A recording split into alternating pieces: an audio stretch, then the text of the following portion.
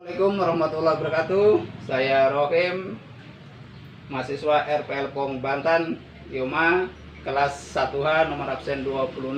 Pada kesempatan sore hari ini mau melaksanakan praktikum olahan tanaman pangan tanpa fermentasi dengan judul pembuatan bubur candil. Praktikum ini praktikum yang kedua saya ambil.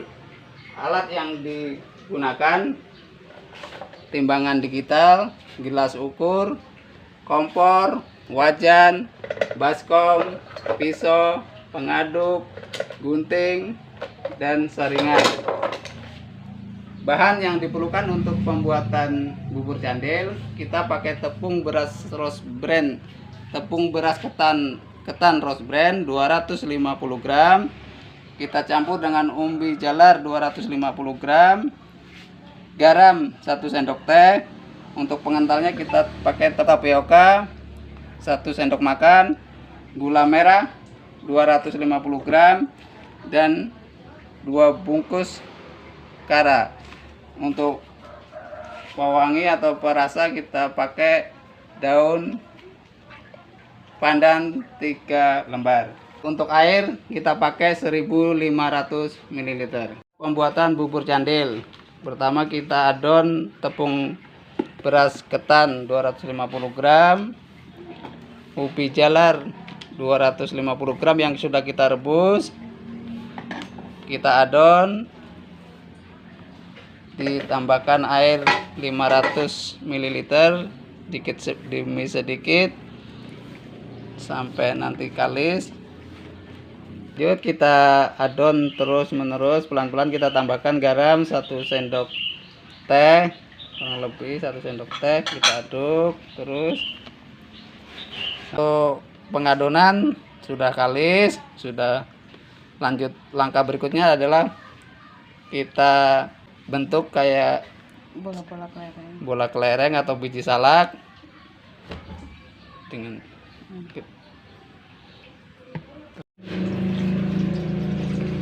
pekerjaan pembuatan bubur candil. Kita bentuk seperti biji salak. Kita selesai sudah, baru langkah berikutnya kita panaskan air. Kita nyalakan kompor.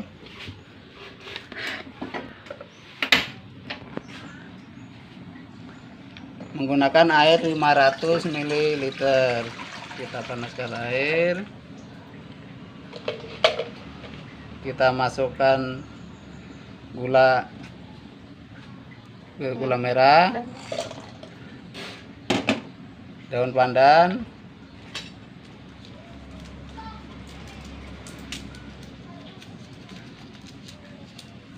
garam setengah sendok teh. Kita aduk.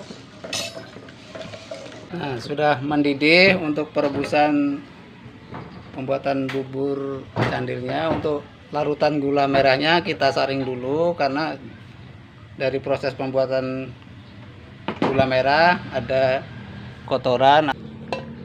Kita saring. Nah, ini ada kotoran di saringan untuk proses pembuatan gula merah. Nah, lanjut kita untuk pembuatan bubur, kita masukkan lagi di dalam.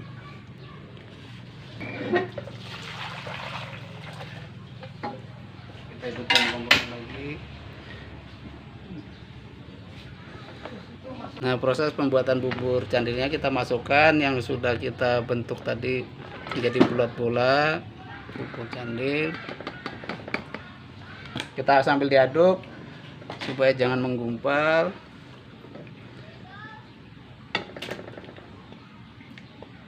Terus diaduk. Mengetahui tingkat kematangannya kita belah bola-bola kecil tadi. Nah, sudah enggak kelihatan mentah atau putih. Nah, itu tandanya sudah matang. Nah, untuk pembuatan bubur candilnya, untuk kuahnya supaya kental, kita campurkan tepung tapioka yang kita cairkan tadi, kurang lebih 1 sendok makan. Kita cairkan sambil kita aduk, kita campurkan pelan-pelan sambil diaduk. Nah, Nah, ini proses untuk mengentalkan cairan gula merah. Rebusan atau masakan bubur candil, kalau sudah matang ada ciri-ciri air menggelembung, meletup-meletup sambil kita aduk. Nah, cukup sampai di sini untuk memasakkan bubur candilnya. Nah, langkah selanjutnya adalah pembuatan saus santannya. Panaskan air 250 ml. Kita campurkan karaknya, 2 bungkus karak tadi. Kita sambil aduk-aduk.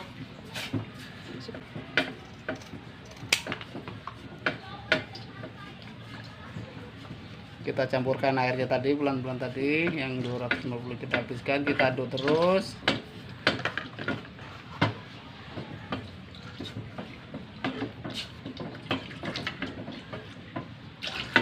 Tambahkan garam. Untuk saus santan, ciri-ciri sudah matang, sudah masak, meletup-letup, kita angkat, kita matikan kompor, kita dinginkan dulu. Sudah matang. Untuk saus santannya sudah matang. Nah, langkah berikutnya adalah penyajian. Langsung siap disajikan. Penyedap rasa untuk supaya gurih, enak, lezat, kita campurkan saus santannya. Untuk platingnya, untuk bubur candil atau bubur biji salak, atau kalau kita di warga masyarakat Banjar terkenal dengan bubur Intaru Karuang. Kita rasain dulu apa rasanya hasil dari praktikum kita tadi.